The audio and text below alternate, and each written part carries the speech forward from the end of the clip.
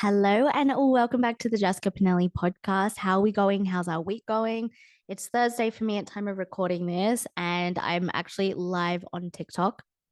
I used to do this a lot, like towards the end of last year, and I was like, I haven't recorded a podcast and gone live on TikTok for a hot minute, so I'm doing that. And I was actually just saying, how do I actually pick the podcast episodes? What comes to mind? And I really just go with what I feel is either like the collective theme with my clients for the week or just something I really just want to talk about. And I feel like what I'm going to speak about in this episode is going to resonate with so many of you, so many high achieving women. And I was like, you know what? I'm going to speak about this. I haven't in a while.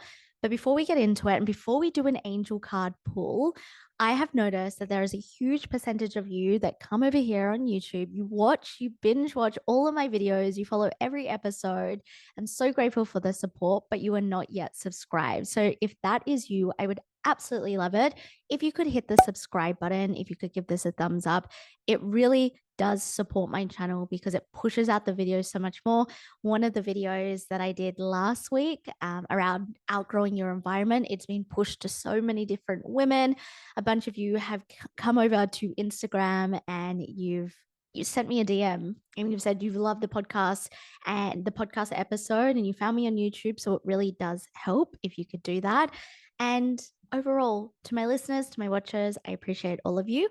But let's do an angel card pull. Now, obviously, I'm loving holding the microphone and talking to you all. So it's really hard for me to shuffle the cards and do an angel card pull while I'm holding the mic. So what I did is I kind of tapped into the theme of today's podcast, tapped into the collective energy, like just thinking about my clients this week.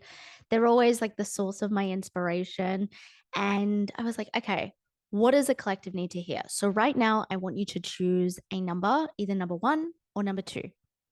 Don't overthink it. If you're watching live on TikTok, pick a number one or a number two. Hold it in your heart space. Just kind of tap into it. Don't overthink. Don't choose any different. And if you're new here, I like to do this. I don't read from the book. I just kind of go with what I feel is coming up, like a bit of an intuitive pull, if you will. So, my number ones, are you ready? My number ones, the card you got. Oh, take a break. A life's work, not a season. Get off the treadmill. So immediately, maybe you're feeling a little bit tired like me. Maybe you have started the brand new year or whenever you're watching this, but maybe it's the start of the year and you feel like you've been full steam ahead and you're kind of getting into the mindset that that's the only way that you're going to achieve things. It's not. You're allowed to rest. You don't need to earn rest. This is something as a high achiever that I had to learn over and over again. Like, I don't need to earn rest. And that's exactly the message that is coming through to me now. So take a break, take some time off this weekend, even if it's midweek. If you're watching this on a Monday, maybe just take 30 minutes just to maybe you have a big to do list, but take 30 minutes, make sure you're resting and tapping into that rest every single day. Now, my number twos, your card is dance with life. Do something to change your energy. Okay, so these are kind of like same, but different, right? One is telling you to switch your energy up by resting your energy. The other is telling you to try something new, change up your energy. Maybe that means changing your environment. Maybe that's like, as you can see, I have been recording on the floor of my apartment. By the way, can you see? I got a brand new rug. I absolutely love it. I shared it on Instagram today. But I've been recording here instead of my new office because I'm like, I love this. I love the natural light. I love this chill setting. I love just holding the mic and talking to you. I feel like it's more personal. Doesn't mean I'm never going to record in my office, but I'm loving this. So do something to switch up your energy. Maybe instead of your Pilates class, try a yoga class. Instead of your yoga, why don't you try a weights class? I don't know. Do something, switch it up. So, my number ones, you are being instructed to take a break, and my number twos, dance with life. I hope that resonated with you. And if it did, slide into my DMs over on Instagram at Jess Pinelli and let me know. I know you all love the angel card pulls, but let's get into today's topic. I really want to speak about and focus on confidence and what that looks like.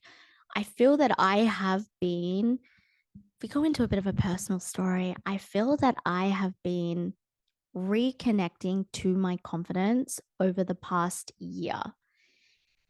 And I feel like it's been this big journey that I haven't really realized that I've been on until I started to kind of think about it maybe like a month or so ago, maybe even less, a few weeks ago. And I realized that a lot of what I've been doing has been trying to cultivate this inner confidence. Now, I am a confident person. In my business, in my social life, in my relationships, does that mean I don't have times where I'm feeling anxious or I'm feeling shy? Absolutely. I am an extrovert at heart, but I do have moments when I feel like I need to be in my shell.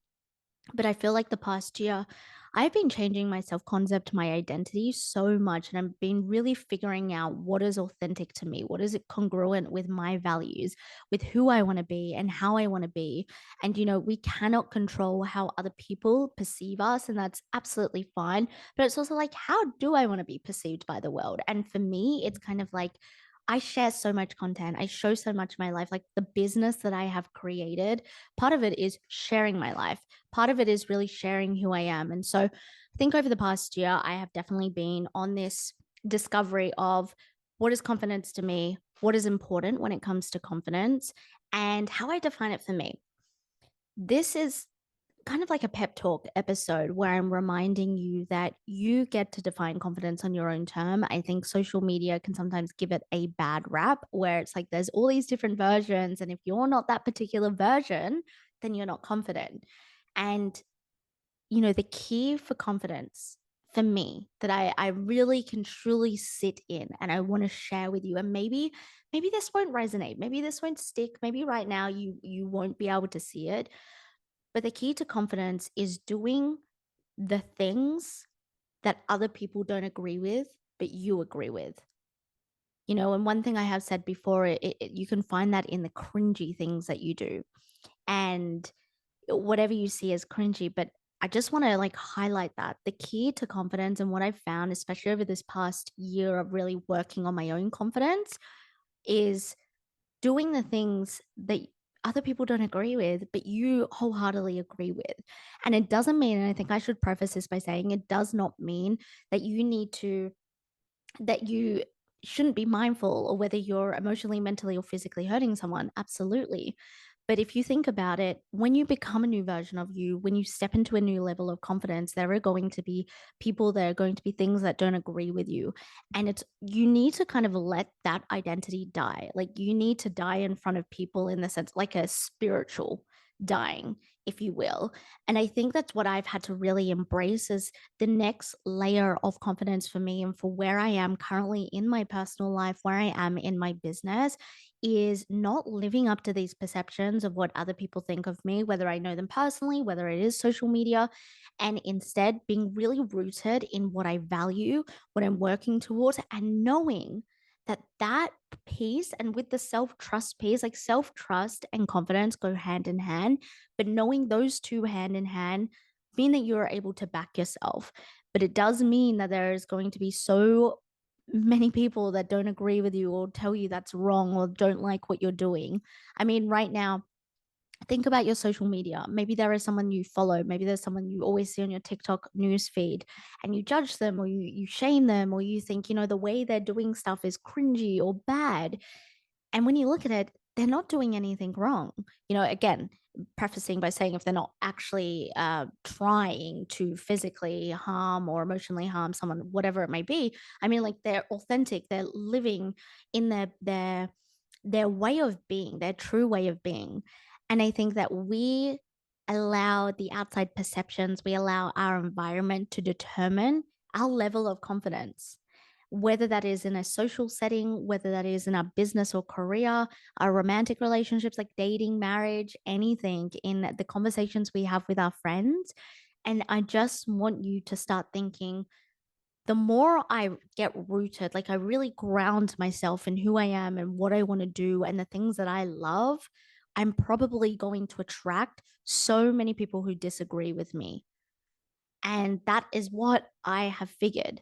And the more and more, it's funny because you kind of feel this like weird in between of like, oh, what are people going to say? Or what are people going to do? Or this feels like really weird to do. Or I feel really icky. Like I don't like the energy because of what people, how they're perceiving you, or because of what they're saying about you.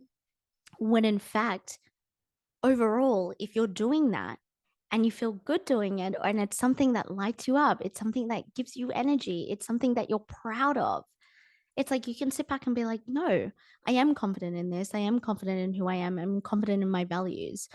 And so I guess the message here, and like I said, this is a bit more of a pep talk podcast episode.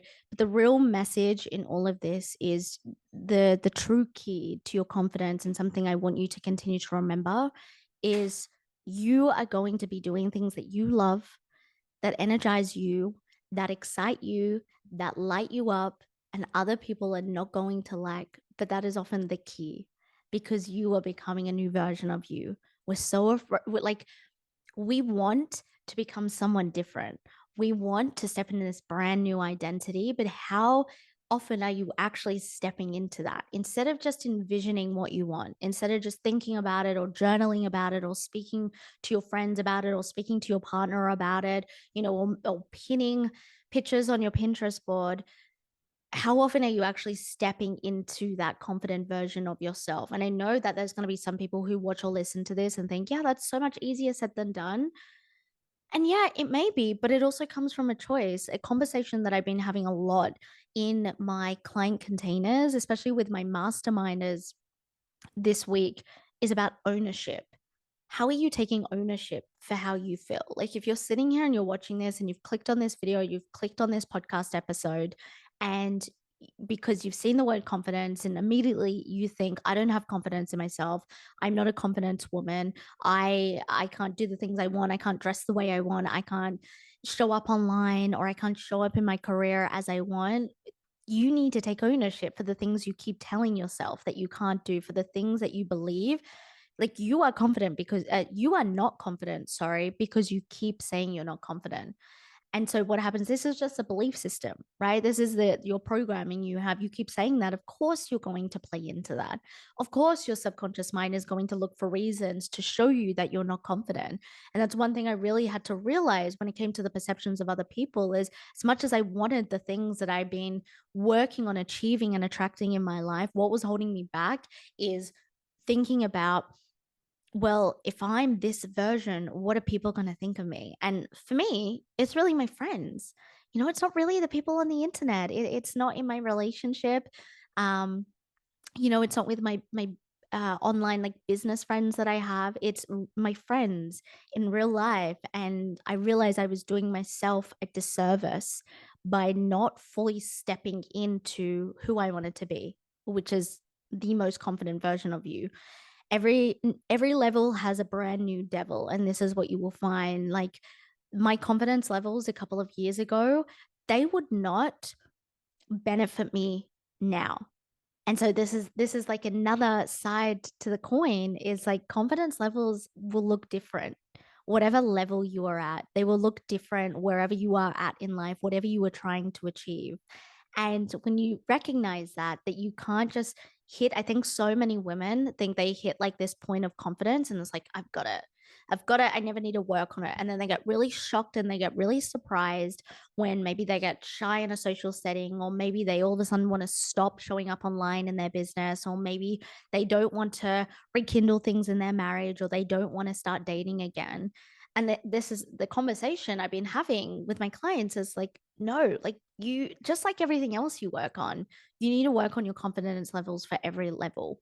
And the more you understand that, but the more you understand that it means that you need to do the things that people are going to disagree with, that people aren't going to like, because they're so used to you being a different way, the easier it kind of becomes. It does feel a little bit, feels a little bit icky, but I promise you, like, there's been so many times that I've just done it, or I've like, yeah, I've just stepped into what I see as confidence. I'm like, you know what?